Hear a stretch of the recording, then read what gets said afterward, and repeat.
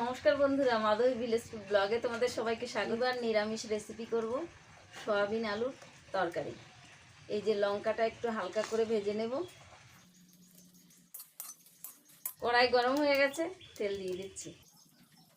তেল গরম হয়ে গেছে, গোটা লঙ্কা, তেজপাতা, কটা গোটা জিরে, সয়াবিনটা ভেজে নেব। সয়াবিন আলু একসঙ্গেই ভাজবো আমি সয়াবিনগুলো।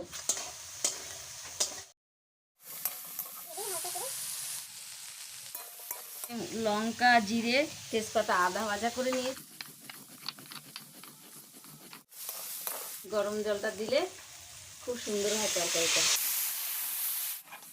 কত ঢাকা দিয়ে রেখেছিলাম, ওর দিয়ে আমি গুঁড়োটা ছড়িয়ে দেব।